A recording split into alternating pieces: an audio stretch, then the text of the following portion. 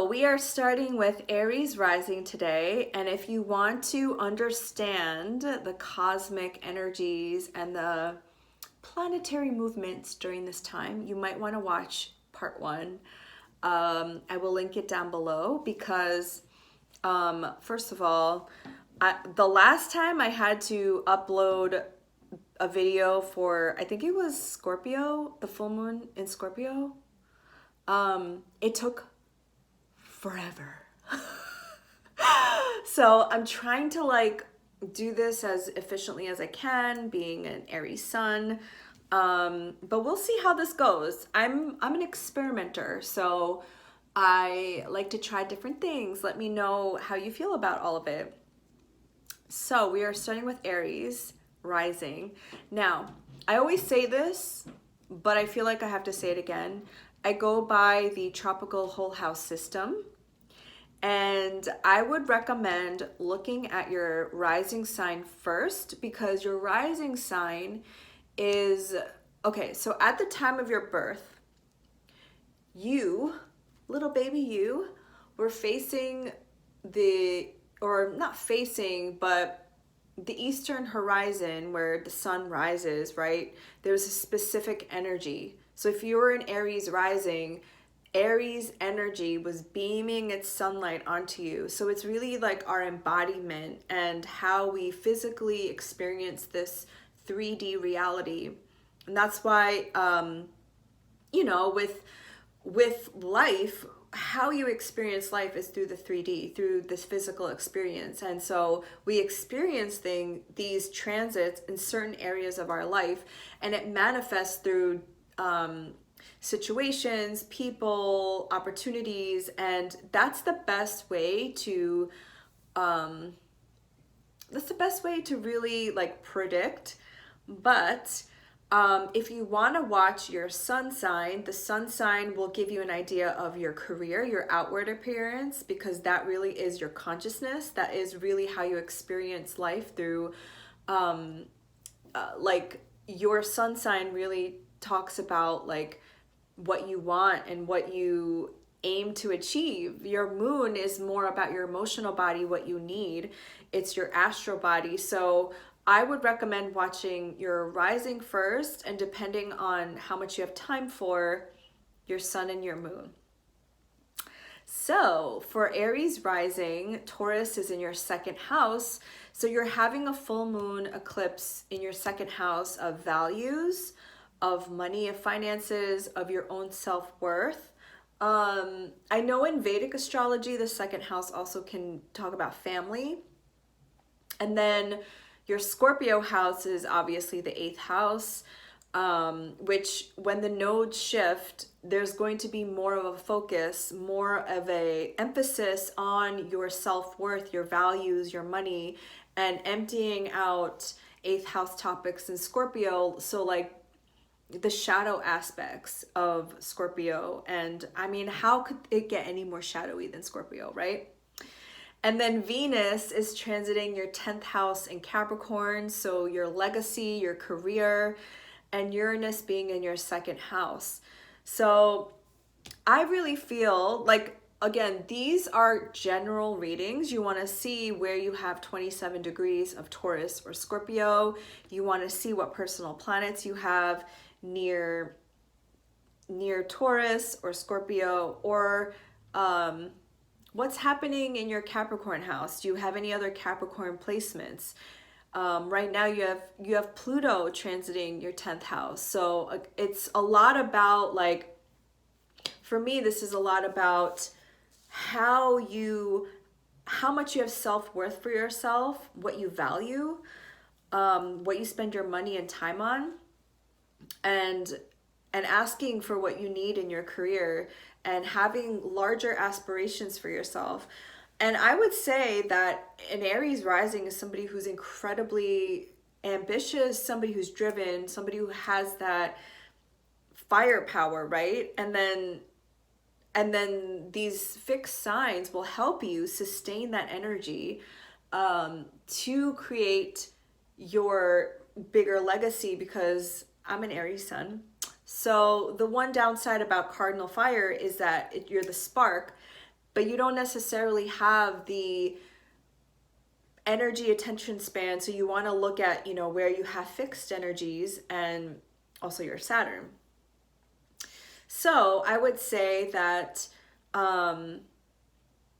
this is a beautiful closing of a chapter where you could release some of these beliefs around money. Like, what is money? Money's just paper, but we put so much meaning and power behind it.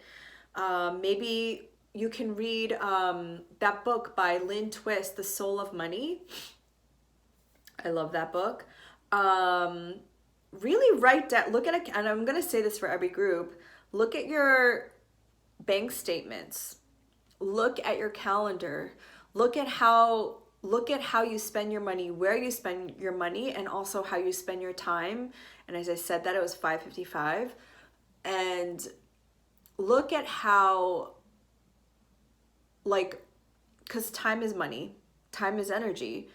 And are those things in alignment with who you are and what you value? So for example, if you value friendship and you value friends, are you making time for them? Are you making time to make new friends? You specifically, this could be around your career.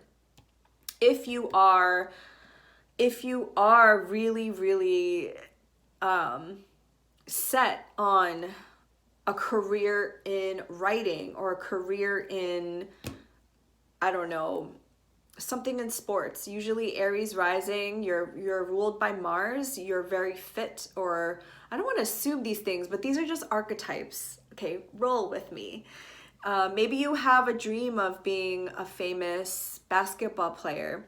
Are you putting in the time to achieve that? And so those are some of the questions I would ask during this specific eclipse, but also the next 18 months. And really the focus here is on your 2nd and 8th house axis, which talks about money, energetic exchange, what you value, really. And so your oracle card is the loyal heart, 3 and 5. 3 is the number of creativity, of expansion. 5 is the number of change. And 5 actually might be an important number for you because I just noticed the 555. 5 is a radical number. And together they make 8, which is power. Loyal heart, being so devoted to what your ultimate legacy is. Now, the 10th house, which is ruled by Capricorn, is not just like our job or how we make money. It is really about the legacy we want to leave on this planet. And it doesn't have to be like I want to be a CEO or I want to be a boss bitch. It could just be like whatever it is that drives your soul, like being honest with your heart and being honest with your feelings about the dreams that you've had. And I really think that this Taurus being in the North Node and asking us again, like if you watched the first part of this video, what gives you pleasure? What makes you feel good? What makes you just light up inside? And that's actually where we're supposed to move towards, the North Node. We're supposed to follow our passions. We're supposed to follow our desires. I don't know, like somewhere down in history, it all became about scarcity and just doing things based on feeling a need, and you know, that trauma is passed down intergenerationally, but in our generation, at least if you live in a wealthy country like the United States, like most of our needs are met. We have internet, you're watching this on YouTube. So you're ending a cycle where maybe you didn't feel good enough, or maybe you didn't feel like your dreams were valid, or you were like, I'm not really good at money. And Uranus is there shaking that shit up, being like, just take a finance class. Or, you know, like the only reason why people fear money is because they don't understand it. And it really just takes like I know how much effort and time I've spent learning astrology. When you really, really commit to learning something, it debunks the mystery around it. So your tarot card is the Ace of Pentacles, which is a solid offer. And this is why I love the Ace of Pentacles, because it's spirit, maybe through somebody else that you know, that's giving you an offering of like, ta-da! And this is such a like Taurus and Capricorn, Venus and Capricorn kind of thing. Like, you will also get this offer when you are committed to your heart's desire and being loyal to your dreams. So anyways, Aries rising, I'm sure I'm going to talk to you more about this in the upcoming months, and how freeing yourself from whatever financial burdens you might be feeling, you will find reprieve with the North Node being there, because it's increasing money. It's increasing your second house. So don't fret, but happy full moon blessings. Bye. Hi, Taurus rising. You are the star of this show, and you will be the star of the next 18 months. And I really feel like this is your time. I did a TikTok about this lunar eclipse, and if you happen to be watching, hello. And this lovely soul said that she has a stellium in Taurus and that she's a little bit afraid, but I actually think that having major Taurus placements is actually a benefit, because the North Node is going to be there for 18 months, and collectively our collective soul's growth is towards Taurus energy. And if you have that energy, it just works to your benefit, because a lot of people will seek out your energy, and you can benefit from guiding people on, obviously, if you have more exalted, more positive aspects of Taurus, because every sign, every archetype has a dark and a light, right? So this is happening in your first house. So there's a major ending, a major culmination of energy around your identity, around your perception of yourself. The first house is our embodiment, our physical body. And the next 18 months, the North Node is going to be there. So really, the next 18 months is a focus on self. It's really finding out the nooks and crannies of who you are at the mental, physical, emotional, and psychological and spiritual level, like in all aspects. These next 18 months is you really getting to know the nitty-gritty of your energy. And in that way, when you start becoming empowered in yourself, when you start remembering who you are, beyond the masks of like how you play these different roles and stories, you become magnetic and people become attracted to you. And with the North Node being in your ascendant, you will be anyway. And then your seventh house is in Scorpio, so releasing any possibly one-on-one relationships that don't serve you, that kind of hold you back from who you are. And I don't want to say this like all of you are going to break up during this time. It's just releasing energies and releasing belief systems, and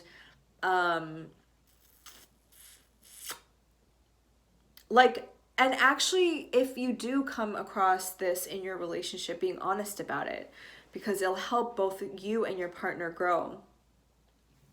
And I want to look at where your Capricorn house is, which is the 9th house. Talks about mastership, talks about foreign travel, talks about being a teacher and a student, but higher education. And this is a beautiful place for Venus to be in, because Venus in Capricorn, you might be feeling called to double down on some kind of study or some kind of spiritual practice, or like some kind of maybe even foreign travel, even though I don't know the situation in every country and where you are and the restrictions there. But I think like deeper study, maybe in some areas of and I say spirituality because this is normally a Sagittarius house, but it could be Capricornian, like Capricornian themes. Like maybe you're learning about business, maybe you're learning about a family legacy, or yeah, some kind of mastership that will help you have a deeper understanding of who you are, since this is all about your identity and about your perception of yourself. Because if there's anything that I've learned throughout all of my studies about manifestation, the law of attraction, all of it is really, really rooted in our beliefs.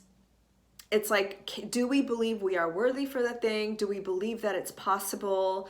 And obviously there's other factors that go into it, but maybe during this transit, and it was 4:44 when I said that, during this transit, you're going to be challenged around that idea, so that when you come out of this transit, you actually believe in yourself, not only at the theoretical level, the ideas, but in your physical, energetic body. This is so amazing for you, and I think you can really be a beacon of advice and guidance for people who are really trying to get into that pleasure-seeking energy of Taurus, because you are ruled by Venus. And I don't know any Taurus that doesn't live in the moment, that doesn't experience life through his, her, their five senses.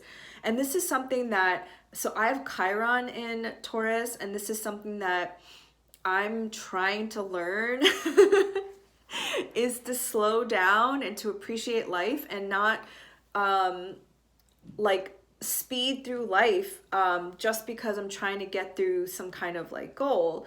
But Taurus is like very slow and enjoys life and eats the good food and buys the beautiful clothes. And that's another thing. Like, why do we make all this money if we can't enjoy it with other people, right? Like when I think of Taurus, I think of like big dinner parties with all your family and friends, with good wine and beautiful sensual clothing. Anyway, my imagination gets the best of me. So your oracle card is All That Glitters, and it's number 16. And 1 is the number of initiation, of taking action. 6 is the number of harmony, and 6 is actually a Venusian number. And together they create 7. 7 is a very spiritual number. It's about having spiritual wisdom. So exactly what I was saying, and this card in this deck talks about taking off your masks to see the truth of who you are, which is why I think this eclipse, this lunar eclipse, and check the degree of your ascendant, because if this is happening on your ascendant, you can be feeling this huge release of all the shit that's holding you back to showing up your authentic self. But this is very Taurus to me, right? And a little bit of Leo, but this is like Taurus taking off all the makeup, taking off all the beautiful clothing and the earrings, and just saying like, I'm worthy no matter what. Because the shadow side of Taurus is not knowing your worth. I am worthy. I am worthy of whatever it is that I seek.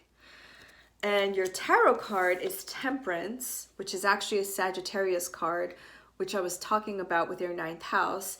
And Sagittarius talks about our beliefs, and it talks about seeing the light at the end of the tunnel. And not that I'm saying that you're seeing the light at the end of the tunnel. I'm just saying like, you are going to be the light. You are going to be that beacon, and tempering your energy too, because in the Rider-Waite Tarot, we're seeing it's shown as an angel like moving cups of water. Sagittarius is a fire sign, but the moving of the water and the balancing is really balancing the energies. And since this is happening in your first house, you can feel a little rattled, because anytime eclipses happen in our angular houses, so the 1st, the 4th, the 7th, and the 10th, you can feel like this weird vortex around you. So make sure that you're taking the time to ground your energy. Make sure you have time to take care of your body, because Taurus rules our body too. And make sure that you're present, and you're you're really good with this energy anyway because you are already present. I mean, depending on the other placements in your chart, but I feel this is like your time, Taurus. This is your time. Happy full moon, Taurus. Bye. Hi, Gemini rising. How are you doing? So I'm cheating a little bit because you are having a solar eclipse in your 7th house of Sagittarius, which the 7th house is about our one-on-one partnerships. And in general, with the North Node going through your 1st house, you've gone through a massive transformation and you've gone through some heavy lessons. And I'm laughing only because I know how you feel. I've had the South Node in my 1st house and we are polar opposites, right? So it's been a doozy and I feel your pain. And Taurus is in your 12th house and it's a lunar eclipse in your 12th house. The 12th house in general is the hidden realm. It's about purging and releasing and let it go, but it is a very spiritual house. The opposing sign in Scorpio is in your 6th house, a house of service. It's ruled by Virgo, which is about your daily habits, daily routines. So you're really going to be releasing something in your daily routines, in your thought patterns. Maybe you're going to release some bad like eating habits or some habit that's holding you back. With the South Node going in your 6th house for the next 18 months and moving more towards Taurus, Venusian, pleasure energies in your 12th house of spirituality. Capricorn is in your 8th house of transformation and intimacy. So I get this feeling that you're clearing a lot of shit away. I mean, you have been for the last 18 months as a Gemini rising, and Geminis, if I can stereotype for just a second, because I've had many Gemini love affairs. Again, Gemini is in my 7th house. Geminis are not known for commitment. And depending on your other, again, this is general because you could have a very strong Saturn or you could have a very strong moon or Venus, but Geminis are not known to like be deep emotional in their commitments. And maybe this is your oracle card, by the way. Clean it up. This is your time to like release and finally purge until this solar eclipse in your 7th house on December 4th or December 3rd, wherever you are, by seeking more spiritual, more esoteric, more like not really stuff that you've done in the past, understanding of who you are, because something is being cleared up, something needs to be released, something needs to be purged with this full moon eclipse happening in your 12th house, and just the North Node transiting your 1st house. And so there's been a lot of like earthquake, like the rug being pulled out underneath you, and now you have to sweep that dust away. You have to sweep it away and really set yourself up for this new thing to come in, that new birth. And we are in Scorpio season still, which is all about the death and rebirth. And if you watch the first part of this video, we often think about the death in Scorpio, but with the death comes the transformation and the rebirth. So this is what's being asked of you, is to clean away, just clean it away. And this is an amazing time to really think about what you want in a partner, because I feel like a lot of you are calling that in. This is your tarot card, which is the Knight of Swords. And this to me is a Gemini card. It's coming in really quick, coming in really hot with information, with a new perception of life. And you could take this either way. You could take this as you coming in with a new perspective about yourself, coming in with like fresh, because the Knight is still a young energy. Or you could think about this as somebody that you're calling in, somebody who will match your energy at the point of your growth now. And I think a lot of Gemini risings have released people during the last 18 months with the South Node being in your 7th house of one-on-one partnerships. But you could have also let go of a lot of friends and groups that just wasn't matching your energy anymore, because as you are ascending and as you are growing, you know, you are leaving a state of vibration that you are no longer in. So now you're calling in fresh energy, you're calling in new energy. But before that comes in, and you might have already started seeing that, because we had a full moon eclipse in Gemini. I forgot it was in Gemini season, right? Yeah. We had that, and that was like a release, right? That was a release of whatever was holding you back, or just old residue, like a snake needs to shed its skin because it's growing. And now you have this opportunity to call in fresh energy, a new perspective on yourself, somebody coming in, you know, being like, hey, hi. Because as you are, again, what I was saying, as you are ascending, you are attracting different energies now, energies that are more aligned to who you are after this growth. So hang in there, Gemini rising. You're not that far away. When the North Node leaves your 1st house and into your 12th house, which I think will be a little bit better for you because it's not an angular house and it's going to be in Taurus. So you're going to want to be engaging in more pleasure activities. You're going to be wanting to maybe dive more into spirituality. So I hope that helped. Thank you, Gemini rising. Hello, Cancer rising. Thank you so much for being here. I feel like I know your energy a little bit. I don't know if I've ever shared this in a previous video, but my mother is a Cancer rising with a Capricorn moon. So her Capricorn moon sits in the 7th house, and you have Venus in your 7th house and Pluto there transiting. So this is definitely a focus for the next, I would say, couple months until March, for a, how do we say, understanding power dynamics, understanding relationships, your value in relationships, and just really understanding relationships as a whole, right? Because this is your opposite sign of Capricorn.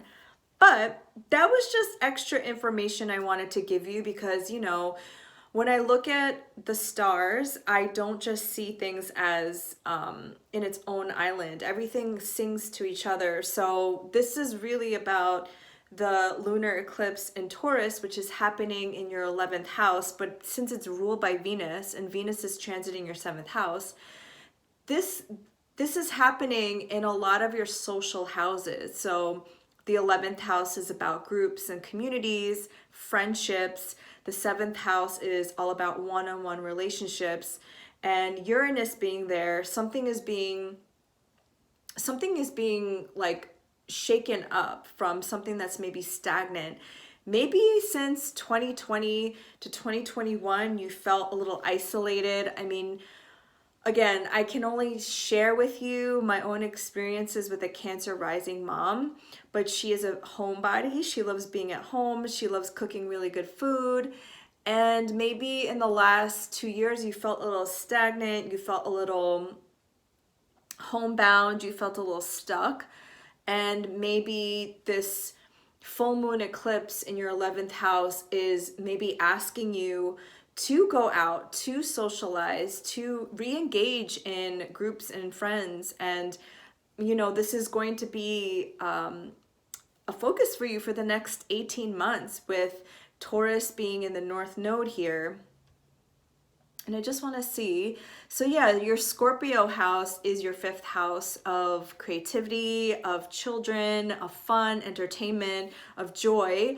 And so the South Node being there and the Sun being there now, I think you're reawakening to what really gives you pleasure, what gives you that feeling of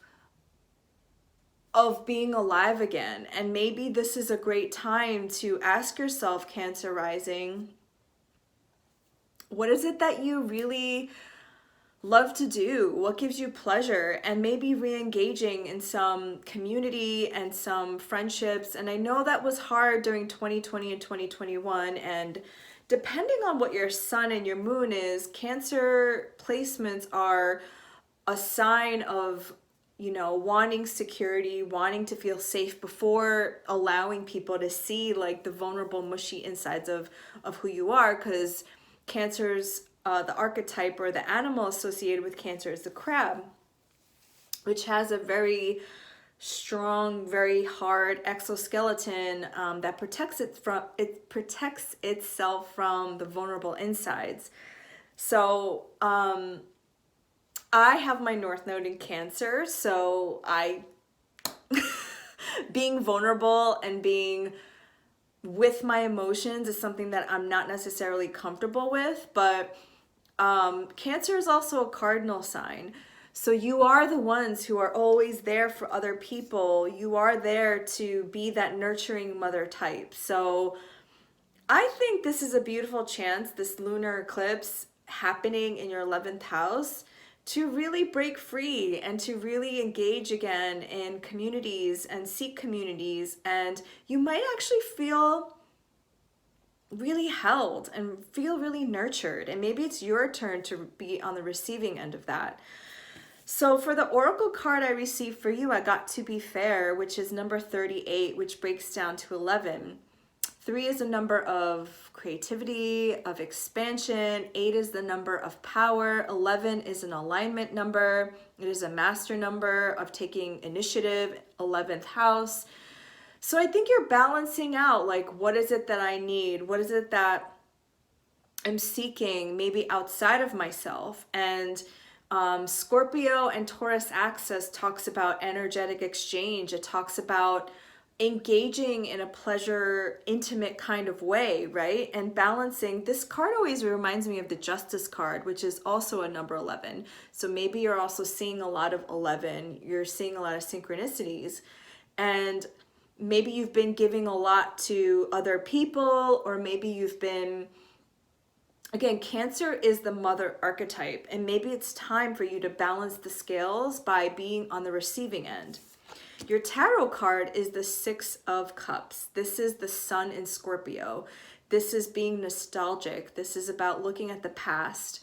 Some people might come back from your past with the eclipses happening in your 5th house and your 11th house. The 5th house is like romantic endeavors, romantic people. So maybe people are coming back for you to release. The 11th house is like old friends. Maybe you're meeting up with old people from your past to help reignite the passion. Because when people come back from our past, I always see it as like, especially from our childhood, because this could be a soulmate from a previous lifetime or from this lifetime. They reignite a part of ourselves, like an old memory that we might have lost. And as I'm saying this, I'm sure there's many Swifties on here, but she re-released her Red album, which was 9 years ago when the North Node was in Scorpio and the South Node was in Taurus.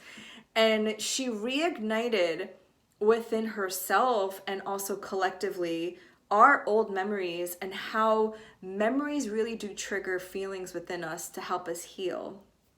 So I really hope this helped you, Cancer rising, and I'm really excited to see what comes for you during this Venus. Maybe that was a Freudian slip. Maybe you're gonna drink some good vino. Really interested to see what happens in this Venus retrograde in your 7th house, because maybe it could be a past lover that comes back, or a lover from a past life for another chance in this lifetime. Bye, Cancer rising. Hello, Leo rising. Hello.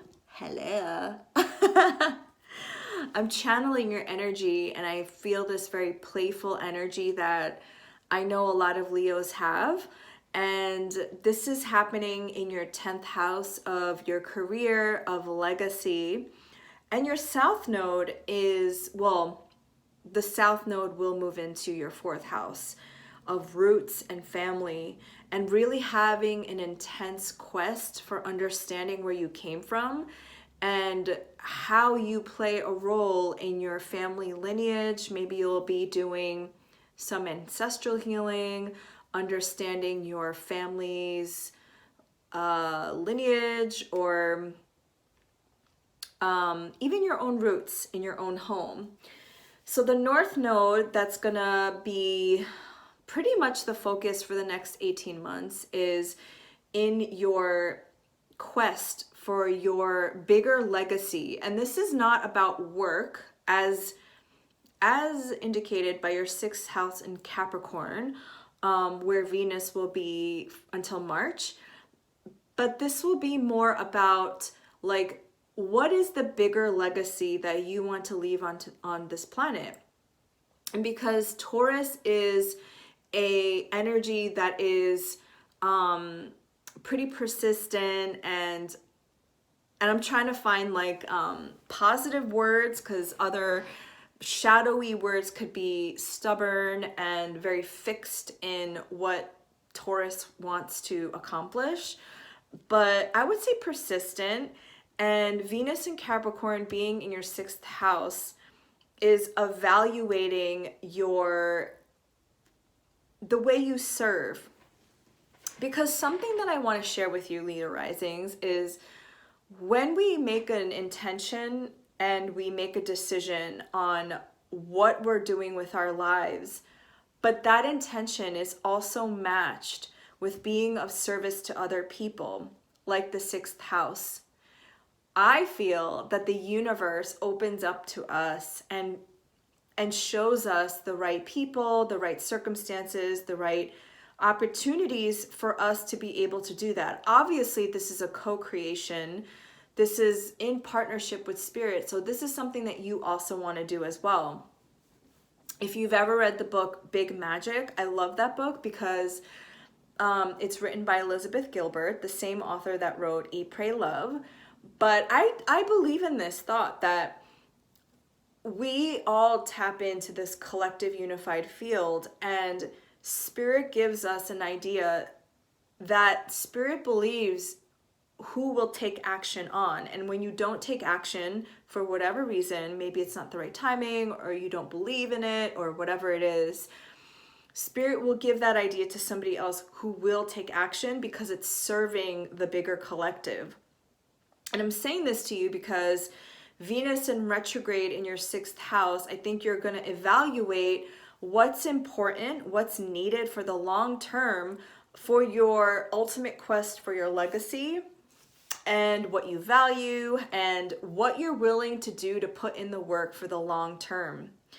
As a Leo rising, I feel like you have this ability to shine, you're super magnetic, and you're able to get people to buy into whatever you are sharing. And that's like a quality that a lot of people are envious about Leo placements. People who have a lot of Leo energy, a lot of Leo vibrations. But ultimately, I think this full moon in Taurus in your 10th house is you're ending a cycle of maybe you're quitting a job, or maybe you're quitting something and you're starting a new chapter that's more in alignment with like this next chapter of what you're doing. And again, this is a legacy, this is a career, this isn't a job per se, but with Venus and Pluto and Capricorn in your 6th house tells me that some kind of transformation is happening in order to support your bigger legacy. The oracle card I got for you is number 20. 2 is the number of duality, co-creating with spirit, using your imagination to think of something that you want to create. Now, when we are able to sit in meditation, in prayer, in silence, and tap into that energy of Taurus of being slow and intentional, because people don't usually think of Taurus as a spiritual sign, but I definitely do, because the other opposite sign is the polarity is Scorpio, which is a super spiritual sign, is being slow and intentional with your movements so that you can tap into the 5D, so that you could tap into the creative ideas, like what I was saying, the unified field. Princess of Wands, so that you can get that spark, so that you can get that message from spirit, so that you do get that download. And then with that, you can really create the reality that you want to live in, or the ultimate legacy, right? Because again, this is an 18-month cycle. This is not something that you're going to just like pop do in one day after this full moon eclipse that's happening, but something that you work on for the long term. 6th house in Capricorn. This is exciting because I feel like Leo risings too, because again, what I was saying about the magnetic quality, like you can pull this off. You can get this download and you would be the ones to take action on it.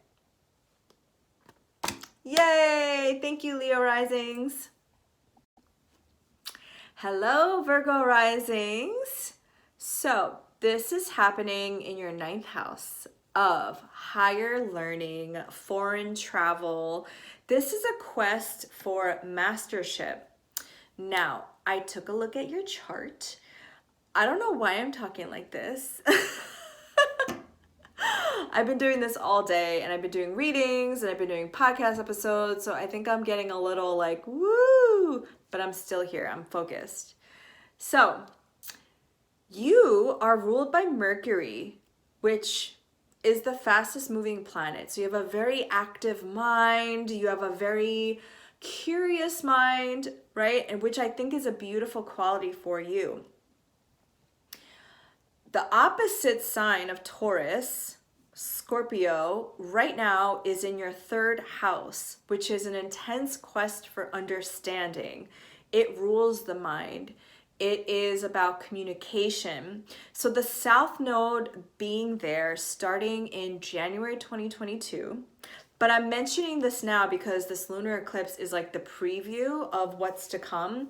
And the sun right now is transiting that area, and it's very active with Mars, Mercury, and the sun being there in your 3rd house of the mind, of communication, of social media, with the moon being in your 9th house of mastership, for understanding life through experience, through higher knowledge. And when I say higher knowledge, I mean like a spiritual understanding, because it's a Sagittarius house.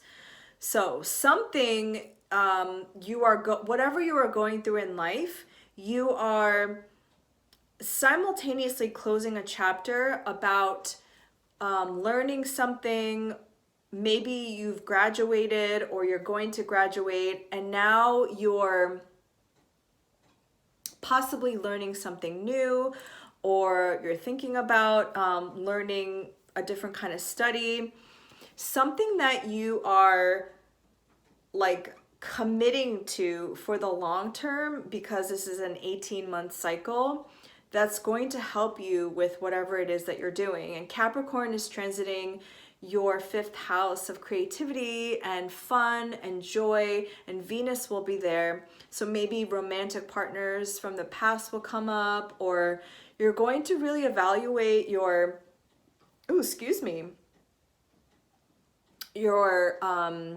your sense of pleasure and how you experience life, right? Maybe even thinking about your childhood, your inner child, and what gave you pleasure.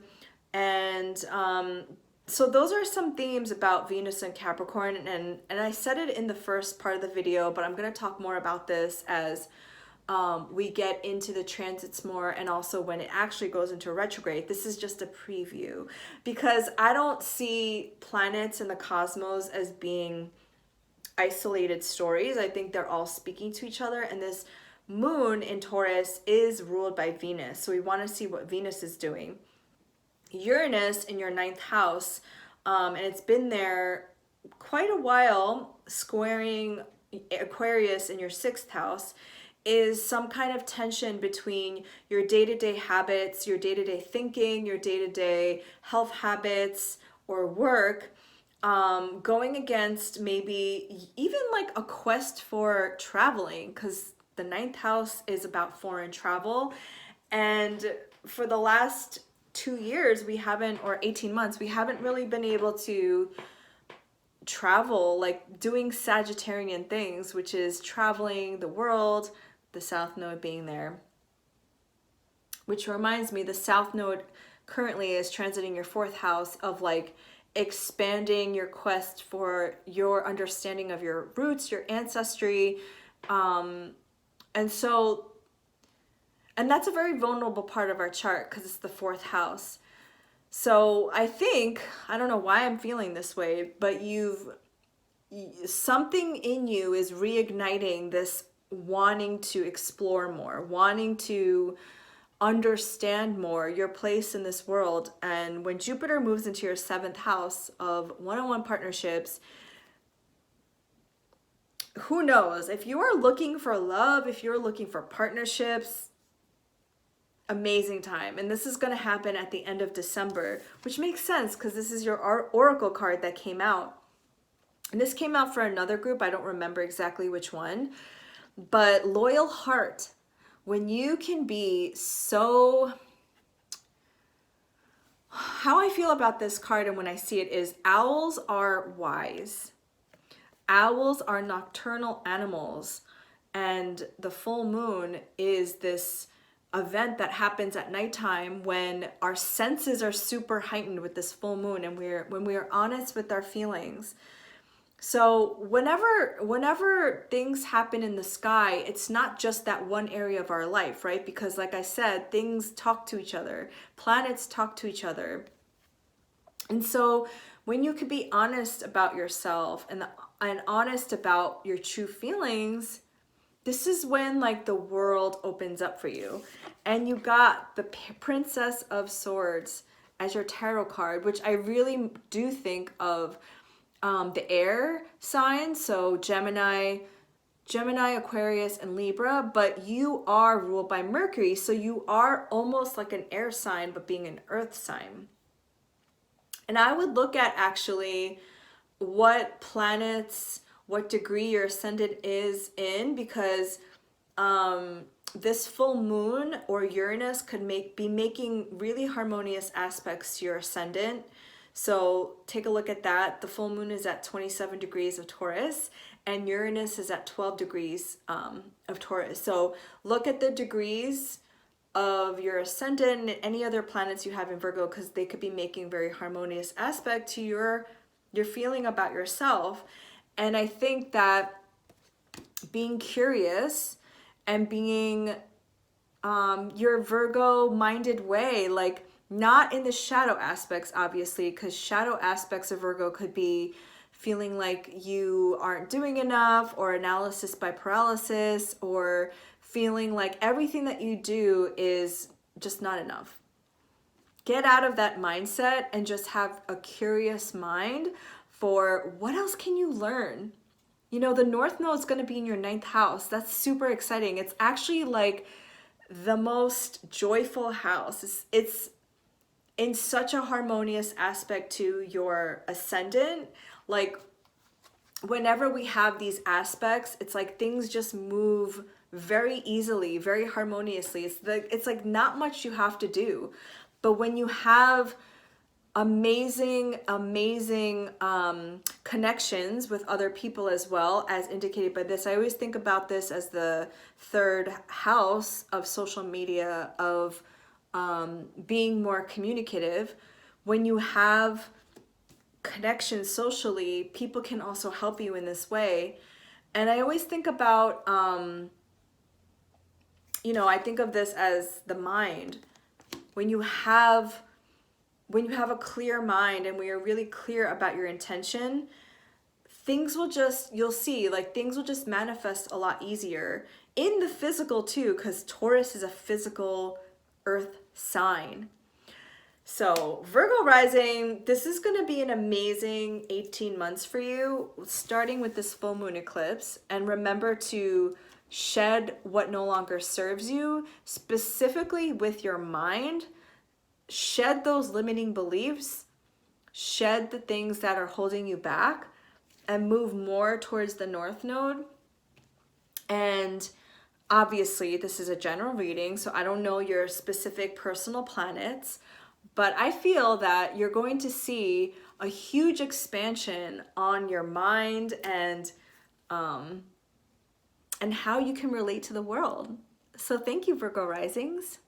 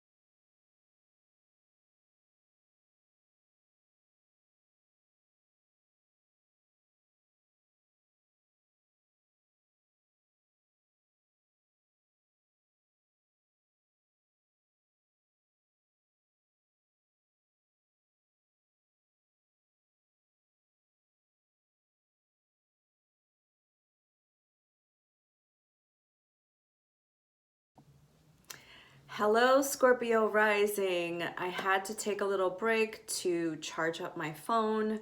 I refreshed myself. It got really dark and it's only 5 o'clock here. So things are getting really dark.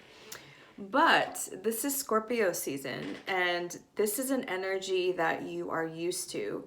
So while the rest of us are deep with our feelings, you are thriving because the Sun, Mars, and Mercury are transiting your first house. And if you watch the first part of this video with my Scorpio candle, I'm just gonna light it up here. If you watch the first part of the video, I mentioned that Mrs. Swift, Taylor Swift, is a Scorpio rising, and she has natally Mars in her sign. She has Mars in her ascendant, in her first house natally. Why can't I talk now? So she's having a Mars return. And Mars in Scorpio is all about reclaiming your power, being passionate, going for your primal desires and your urges. And Mercury being there is highlighting something that maybe you want to share with the world, and the sun illuminating your physical body. So this is your season, and it's not going to be your season for very long because right after this full moon, we are going into Sagittarius season. But the purposes of this video, let's talk about Taurus. So the full moon is happening in your 7th house of one-on-one partnerships. So I did a whole series about Taylor Swift and the re-release of her Red album on my TikTok, and there's 7 videos about it, and it might resonate with you because you and Taylor Swift have your first house of Scorpio and your 7th house of Taurus. And if you remember, 9 years ago when the North Node was in Scorpio and the South Node was in Taurus, you were having similar topics come up. Not the same, but similar. So 9 years ago is when she first released Red on October 22nd, 2012. And that was her sharing with the world her recovery over these heartbreaks and the alleged love tryst or love relationship that she had with Jake Gyllenhaal, who was 9 years her senior. And she was channeling that energy and that heartbreak into art form, which is really Scorpio energy. It's being able to be with the depths of our hurt, our heartbreak, the truth of who we are, and alchemize that and transmute that into something that helps us heal and also allows us to feel empowered again. And so now 9 years later, with the North Node, you know, our first eclipse happening in Taurus in your 7th house, she re-released the Red album because of her kind of reclaiming her power against Scooter Braun. And if you don't know the story, this is a whole other video series that I can definitely talk about. But really, if you watch the All Too Well video, there's a line in that video that says, "Fuck the patriarchy."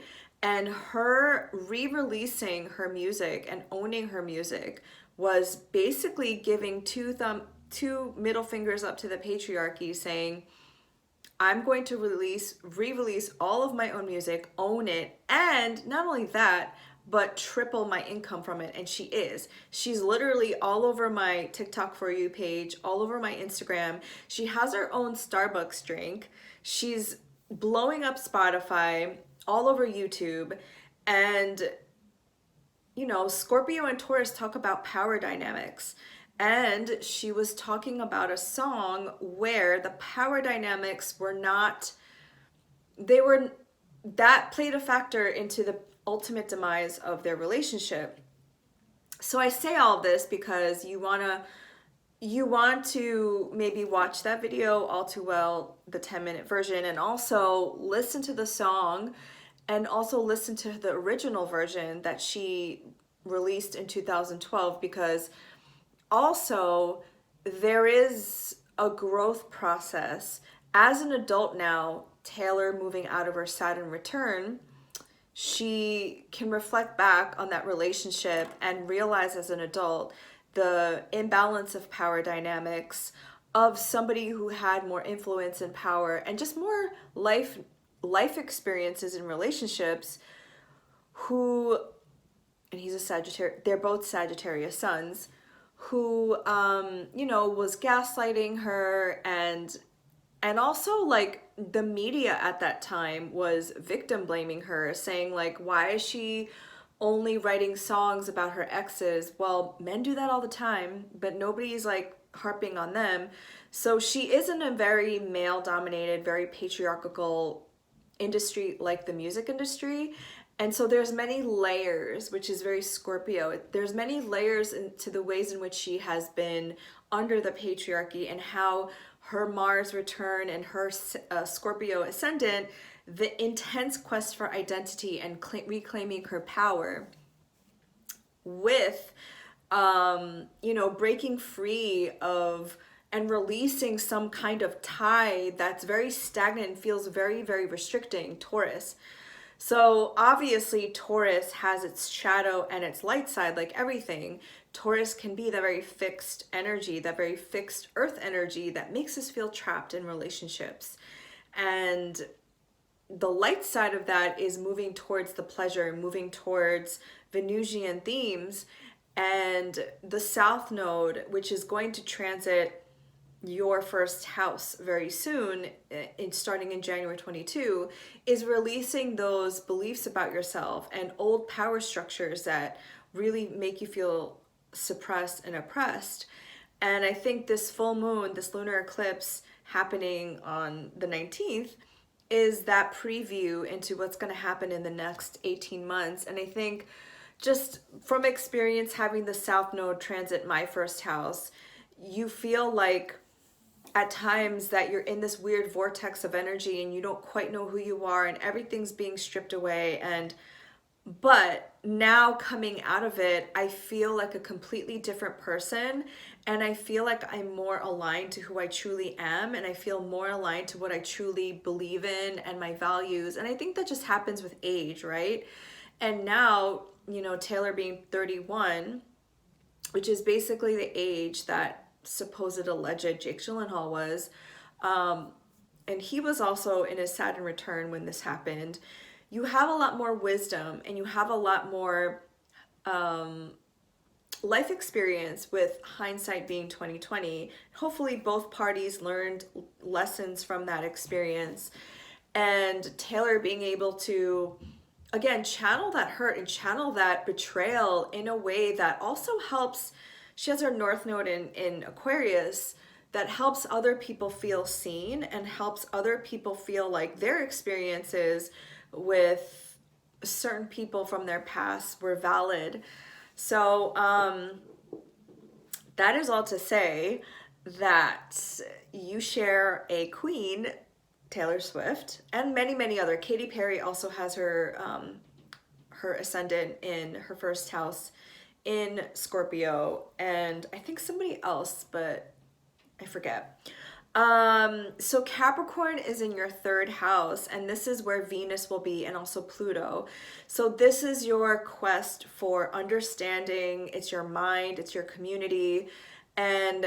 And I bring this up because the ruler of this moon is in Venus. And so we want to look at where Venus is. And Venus is making our harmonious aspect a trine to Uranus in your seventh. So again, like something is being like shown, revealed, like this aha moment. And maybe when you watch Taylor's video, you get some insight into some past relationships that you've had. And it gives you more love and compassion for yourself.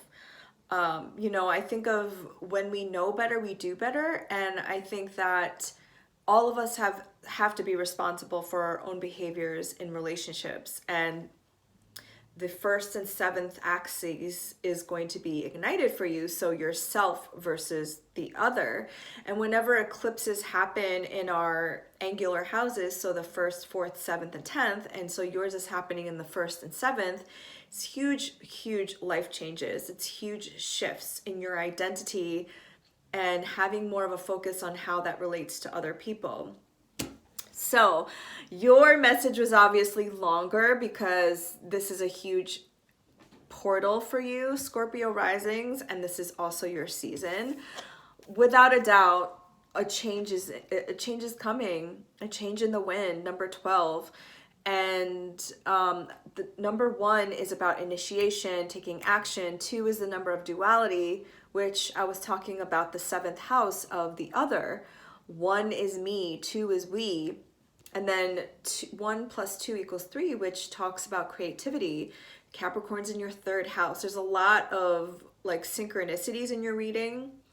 A change in the wind, obviously, like I have to tell you again, coming from, it's still in my south, it's still in my, the south node in Sagittarius is still in my 1st house, and it's not gonna get out of there until January, but I could already feel the shift happening, you know, as I'm coming into the last solar eclipse in my 1st house.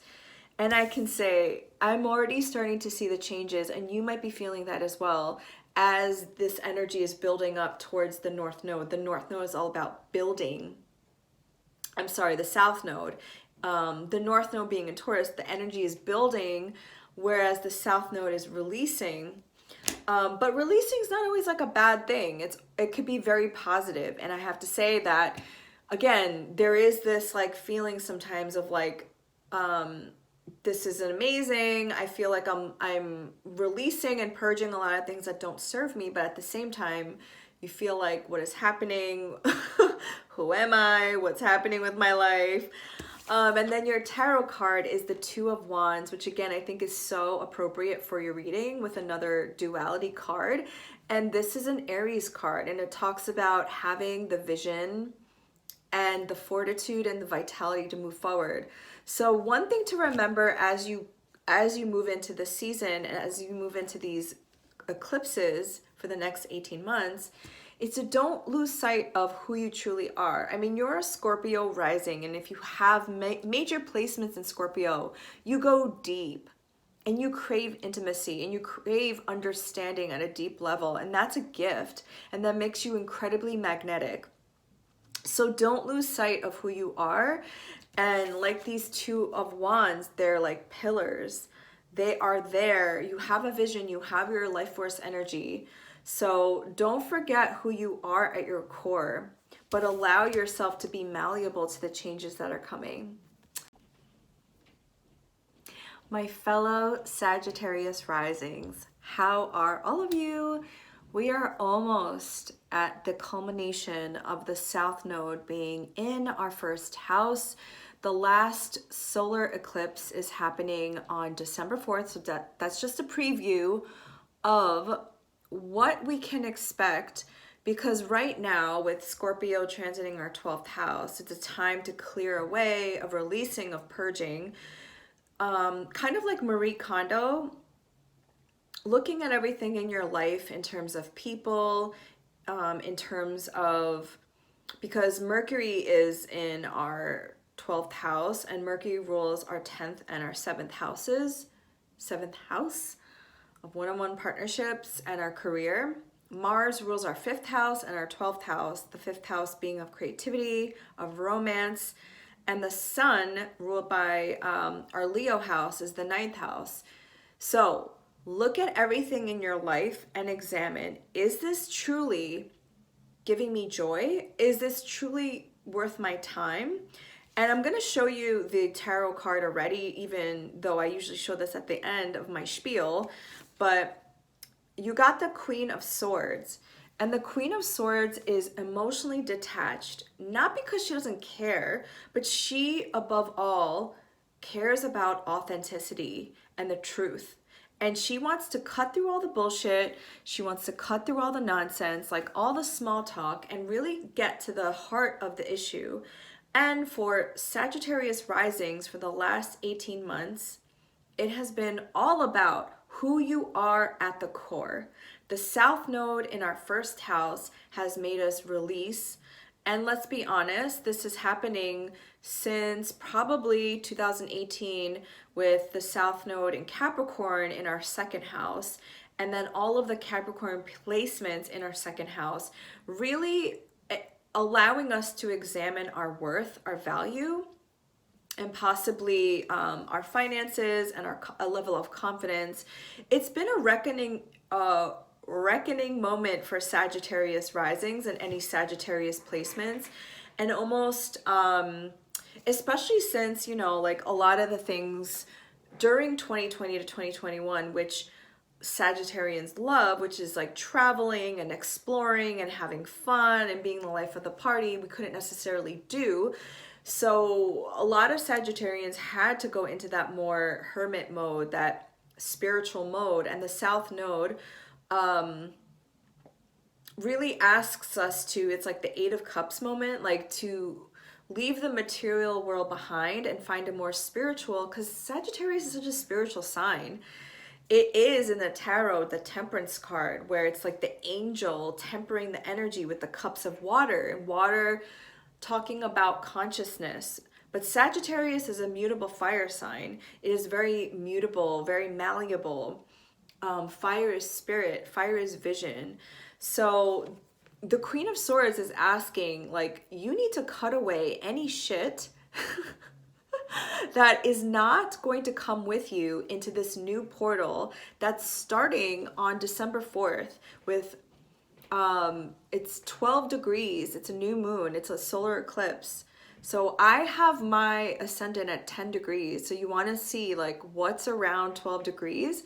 And I just know that that solar eclipse is going to like energetically upgrade me in a way that I don't think I've ever felt in my life. And maybe that also comes with age, right?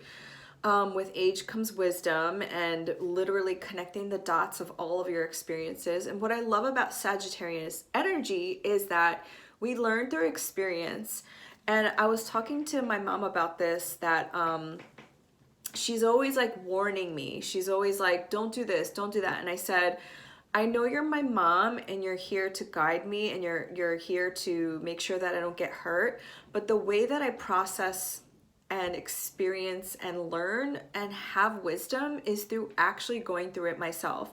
Hopefully, I've asked Spirit and the Divine to not give me such harsh lessons, because I don't need to learn those harsh lessons anymore, because I feel like at my age now, I've recognized wisdom from other people and wisdom from the fact that like I don't have to go through such hard lessons to get it. Now I get it. But yeah, in my 20s and my 30s, I really did like kind of like live by the seat of my pants. I really did fall a lot of times, but no regrets. I learned through those mistakes. I learned through those experiences. But now, like, I don't need to carry all of those hurts and burdens anymore. And those stories don't define me. So this is really like cutting through all the stories too of like who we think we are, who we thought ourselves to be, right? Like South Node in Sagittarius in the first house is like your perception of yourself. So with the North Node now being in, that's going to change into Taurus in the 6th house, I think this is actually really positive.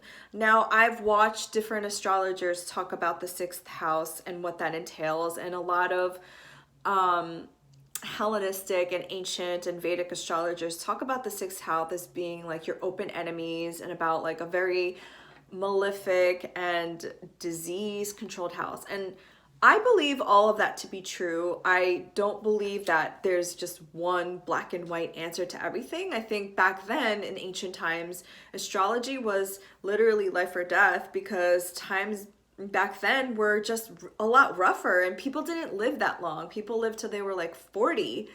So if that's the case, then I'm a geriatric person because I'm going to turn 40 soon. So I think that with the North Node being in our 6th house, we're going to care more about our health. We're going to care more about what we consume. We're going to care more about our mental health, our spiritual health, our physical health, our emotional health. And we're going to take more care about being very intentional about our actions and like what we consume and moving through this world in a more slower way. And I feel like I can say this because I'm a Sagittarius rising and I can give more of my anecdotal information and experience with this because so I am a Sagittarius rising, but I'm also an Aries sun and an Aquarian moon. And just how I've moved through this world is very quickly and very like I'm very spontaneous. Like when I want to do something, I do it. And I think this is good actually with the past since 2017, 2018 with these a little bit rougher transits. I'm not going to lie, with allowing us to be more intentional with how we spend our money, with how we spend our time, with how we move through this world. And I think now with the North Node in the 6th house, with that full moon there, is going to have us be able to integrate all of these lessons. And then the South Node moving into our 12th house for our quest for spirituality and a deeper understanding of our place in this world, it's really integration time, because these are fixed energies. And I think that this moving out of our 1st house and our 7th house, which we're all about our beliefs, is really going to help us to ground everything that we've learned.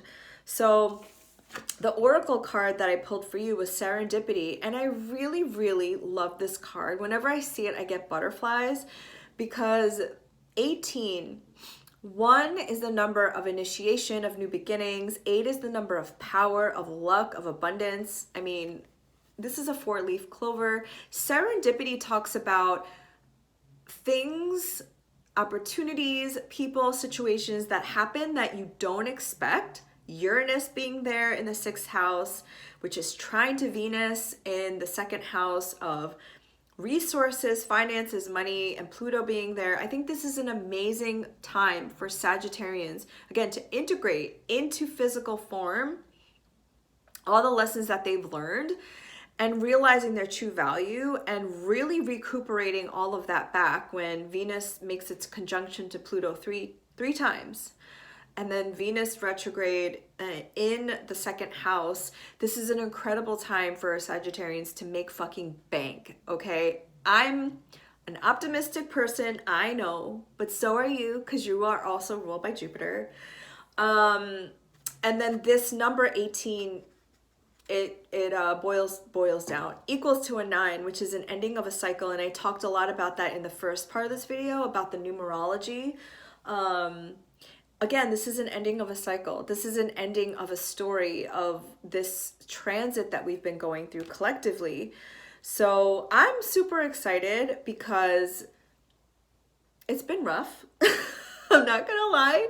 And I'm just really excited for the North Node to be in a Venus sign, because that way we can have more pleasure. We can get back into eating good food, feeling good in our body. Because I don't know about you, but like the South Node in the 1st house, also Saturn is like literally on my moon, like making itself comfortable. I've just lost any like zest for life, lust for life. I've like literally not felt the need to, and I know I show up on here and I like make myself look presentable, but I just felt like meh. I haven't feel like fully charged. And I'm really excited to find that lust for life again, which is so Taurus, right? It's like savoring every bite, savoring every moment of life. So I send you so many blessings, Sagittarius rising. Woo!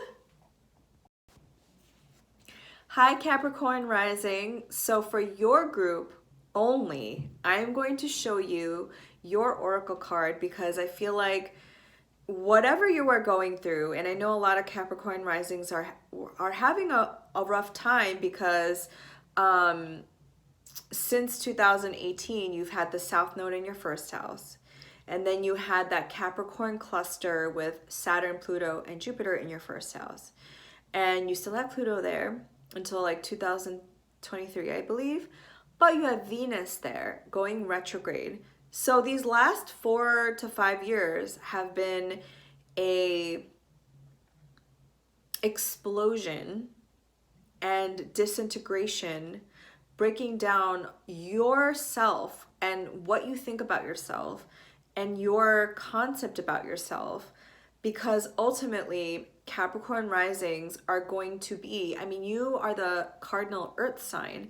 So you are the foundation makers, you are the legacy keepers. So I really felt that this card, Poised, was so appropriate for you.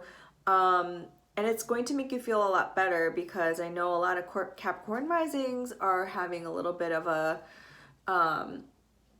tough time, because also Capricorn is ruled by Saturn, and Saturn always asks, like, you know, like you have to be responsible and disciplined for the long haul. And I'm sure you are like, what, like, why is this taking so fucking long? So this is number 48. 4 is the number of foundation and stability and security, and 8 is the number of power. So I want you to remember that 4 plus 8 equals 12, which is such a feminine number. It is the number of Pisces, with the 12th house being in Pisces. And it breaks down into a 3, which is all about creativity. So 48 is a very feminine number. It's very empowered. It's very powerful and embodied. So I'm going to read it to you. Poised. Being ready, bringing something to light, being at your best, confidence. The oracle's message. You can be assured that you are ready for anything right now. You know what you need to. Your skills are sharp. You've come to this place armed with wisdom and knowledge. And you sense a new phase of your life about to begin. People respond to your confidence and trust you. This is an auspicious time to begin new things. See?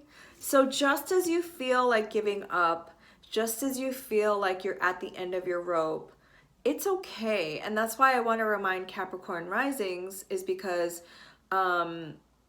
so I really want you to listen to episode 152 on Awaken and Align podcast, and I'm going to post the YouTube video on here too, and it comes out Wednesday, which is November 17th, that New York City is a very Capricornian city, a very Capricornian energy, because Capricorns are the mountain. They are vertical.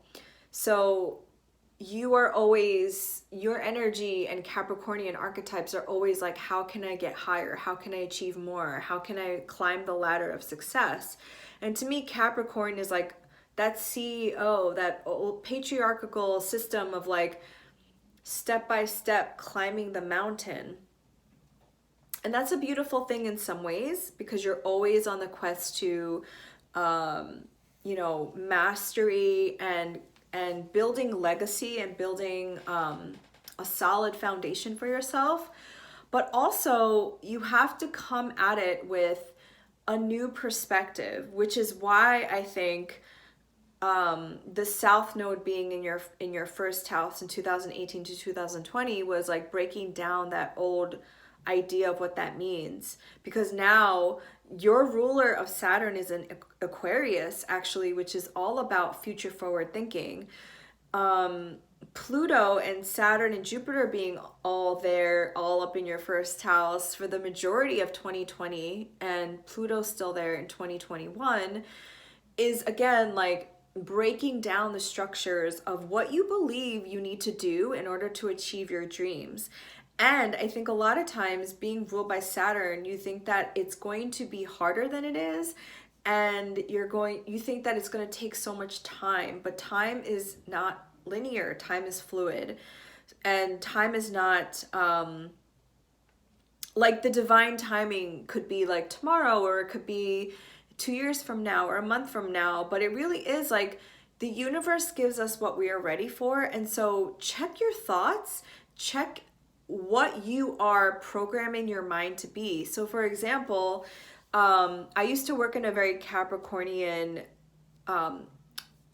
industry, finance, which was very old daddy white man energy, and my thoughts and how I used to work, which was like work hard, play hard, you have to work really hard to make money.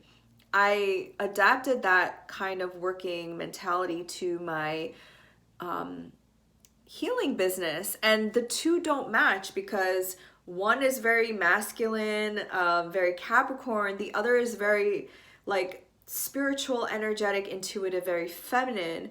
But I was still adopting the same mindset of like, I need to work really hard. But actually that did not work out because I needed to rest and I needed to recuperate my energy.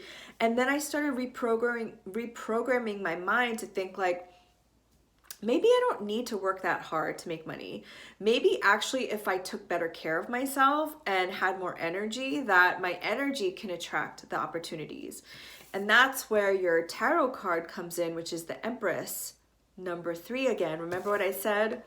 4 + 8 is 12, which is 3. 3 is a very significant number. It's the number of creativity, of growing something. And the Empress is ruled by Venus. So Venus is ruled by Taurus and Libra, and this is a Taurus full moon eclipse. And I didn't even get into your astrology, but I just wanted to lay the foundation for you because actually being in this Empress energy is going to serve you.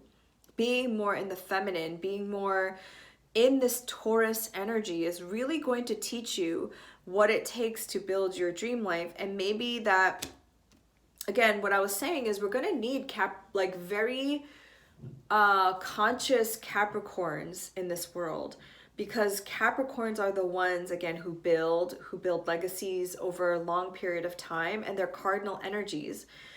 So we're going to need a lot of very spiritually awakened Capricorns who have a different idea of what that means, not in the old paradigm, but in the new paradigm, who build structures that are meant for humanity and not in the old colonized patriarchal toxic masculine way, but in a more Capricorns hold the container.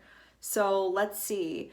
I was talking so much. The astrology is that you have Taurus in your, oh my gosh, you have it in the 5th house, which is a place of creativity.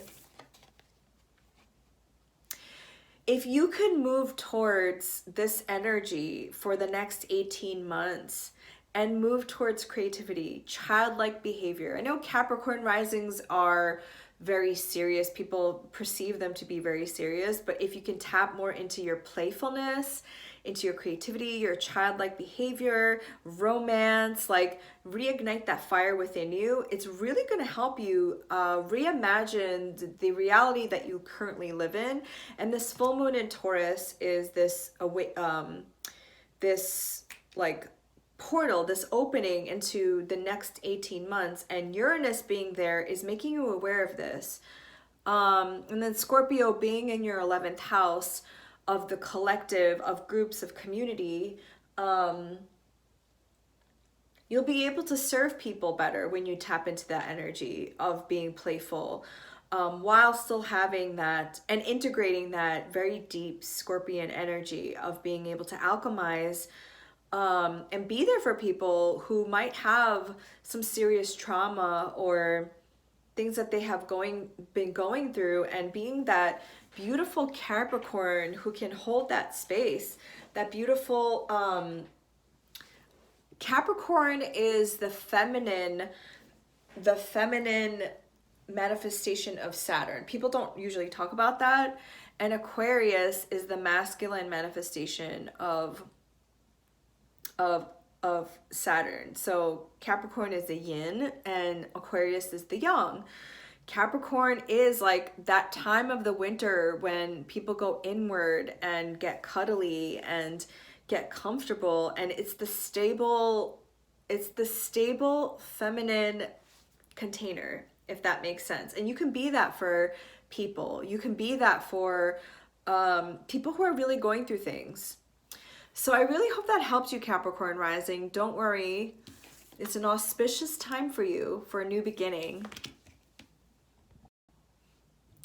Aquarius risings, how are you doing with Saturn and Jupiter transiting your first house? So let's get to it. The full moon is happening in your fourth house of roots, family, ancestry. It's a very sensitive point of the chart. It's our very intimate part, very private part of our lives. And Scorpio is in your 10th house of career. So you have a very intense quest for career, opposing your need for understanding of where you are in terms of your family, ancestry, your roots, feeling secure, feeling safe. So you are a fixed sign yourself, Aquarius being a fixed sign, opposing Leo in your 7th. So you have fixed signs in your angular houses. That's significant because when the nodes of the moon move to the north node being in Taurus in your 4th house and the south node being in your 10th house, angular houses always feel it the most because they are the most significant parts of our lives. It's me, my family, my roots, my partnerships, and my career.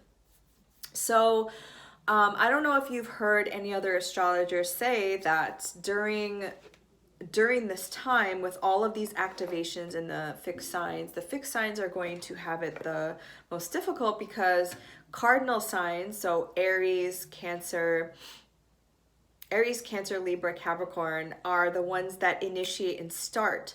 The fixed signs are the ones that can like sustain. I think you've heard me say this before in many of my videos. The fixed signs are the ones that hold the intention, they hold the energy. And then the mutable signs are the ones that are malleable and can change. And that's when like the seasons change. So right now we're in the fixed sign of Scorpio during the middle of fall. And then we're going to go into Sagittarius season that really allows us to move into the solstice and the energy of the fall. So fixed signs are necessary and fixed energy is necessary to hold the energy, but it's not necessarily easy for these energies and signs to change. And this is what's being asked of you in 2021, which is the 5-year, which is all about change, with Saturn in Aquarius square to Uranus and Taurus. So again, like Saturn being in your first house, and I've probably said this in so many of your videos. I'm just sympathizing with you and painting a picture for you.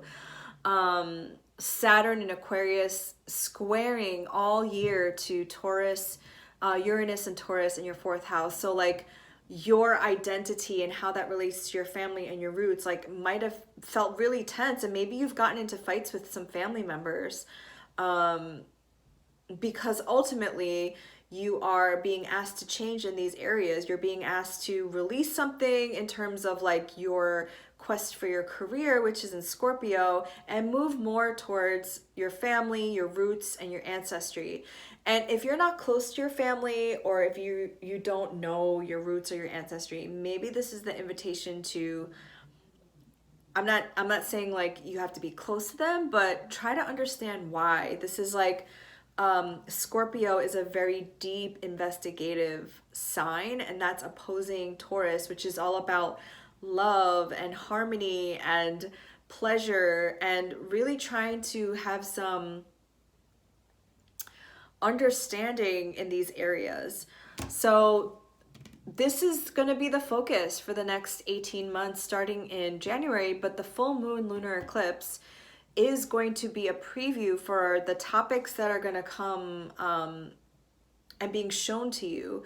So Capricorn, which is where Venus is in your 12th house, and that's about your like quest for spirituality, your understanding of spirituality, and Venus in retrograde is going to be there.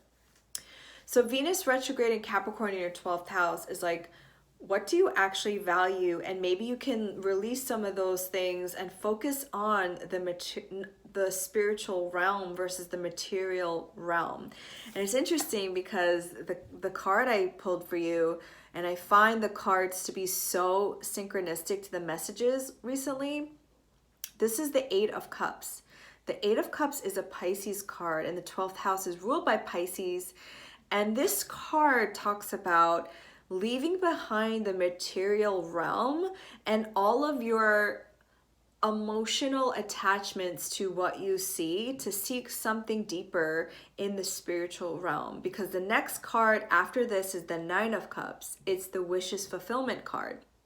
But in order to get there, you have to fully understand who you are at your core, who you are when all of the things are, all the masks, all the stories, all of the things that we say that we are like removed. And I think this is a theme for a lot of people with the eclipse being in Taurus, is like something is being shown with Uranus there. Something is being revealed to us, an epiphany, an aha moment, either physically, mentally, or spiritually. We are being shown something that has been keeping us stuck in order for us to have a deeper understanding, Scorpio, of our truth.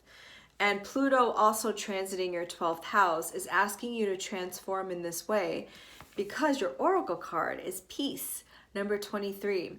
2 is the number of duality. 3 is the number of creativity and creation. 2 plus 3 is 5. What was I saying about the 5 number? 5 is the number of change, peace, having inner peace for all that is, but also having radical acceptance for where you are now, being in the present moment, and at the same time being flexible enough to change. And how do you do that as a fixed sign? So I have my moon in Venus and Aquarius. I have my Jupiter in Scorpio. So I do have some fixed energies there. And I would say that the ways in which I adapt to change is I say the serenity prayer. And I could never remember it on the spot. But I think it goes something like, God grant me the courage to change what I can, the strength to accept what I cannot, and the discernment to know the difference. So I always say that prayer when it comes to times when things are just falling apart or things are just difficult. And I'm like, I want things to change. I just don't know how. So I hope that was helpful for you, Aquarius risings. And I think with Jupiter moving into your second house in Pisces at the end of this year, you're going to feel very abundant. You're going to feel very, very nourished in your self-worth and what you value. And you're going to feel like maybe in other ways, and I would check your other like personal planets, and also like the other energies, other elements of your signs, because they can also help really with all of these fixed energies. Thank you, Aquarius rising.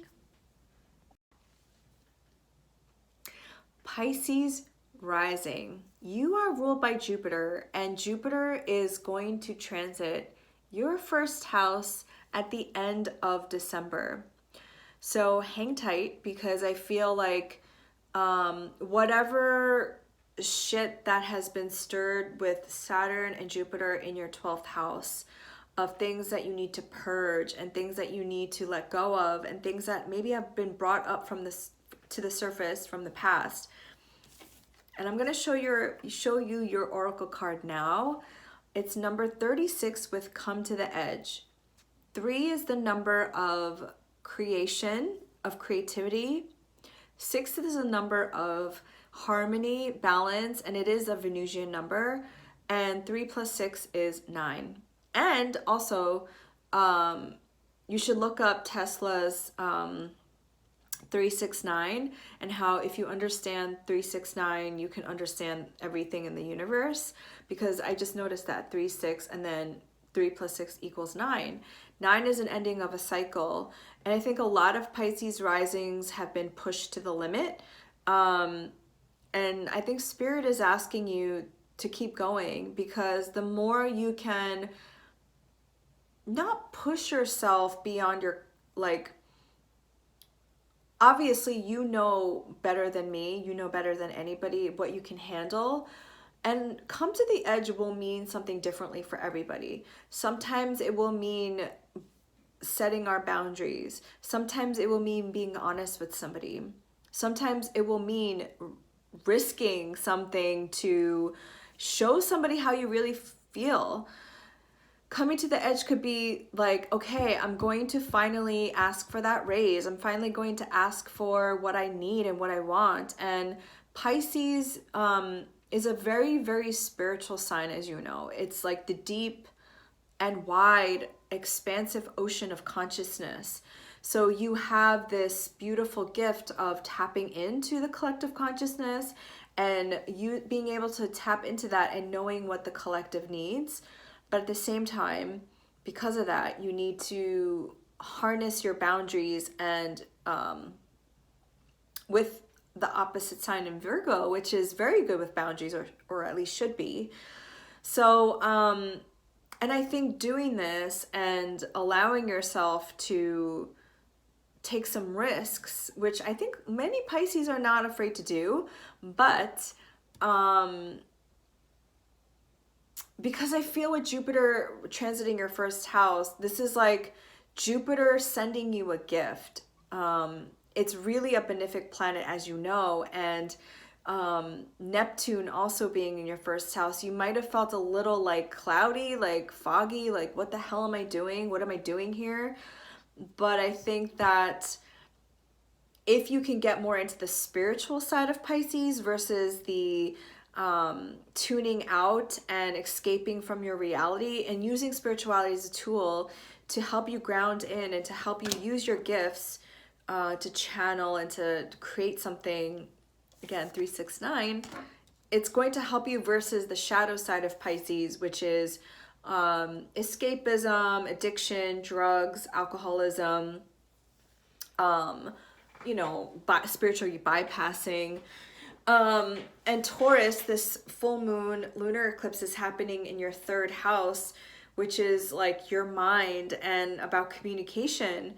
So the next 18 months starting in January 2022, which Pisces will have already moved into your first house, is really about moving towards like maybe being more communicative, sharing your voice more, maybe writing, maybe studying something. The South Node in Scorpio is going to be in your 9th house of mastership. So maybe releasing some dogmatic beliefs, some beliefs that have been there for a really long time that are fixed and you don't necessarily need them going forward. Aquarius in your 12th house is also a fixed sign. So it's like some kind of like, I don't know what it is about Pisces rising group. I feel like something is stuck, like something, and you've been trying to like eject it like for the last, I would say since Saturn and Jupiter went into your 12th house in 2020, like you're trying to release, and I think this is Spirit saying keep going, keep releasing, because Spirit is offering you an Ace of Pentacles. And another group got this, but I'm feeling a different way for you. I feel like this is more of like a tangible thing, because Pisces is a very watery, very dreamy energy. Taurus is a very tangible thing. So the more you can release some like old belief stuff, because the 3rd and 9th house talks about beliefs, you will get a tangible offer. And this is like an offering from Spirit, but you need to take action. You need to jump on this opportunity. And this is what I mean, like you need to take a risk. So you need to get out of your comfort zone. And the North Node in Taurus is not necessarily coming from a place where we feel safe. It's not comfy. It's something that we actually have to like take action steps to move towards. But when you do, you will feel like not just these like dreamy ideas, these like flights of fancy. These are actually tangible now, that you ground them out of the 5D into the 3D. So I hope that helped, Pisces rising. And if you've made it this far to the reading, onto this video. Thank you so much again, and thank you so much for your support, and happy lunar eclipse in Taurus. Bye.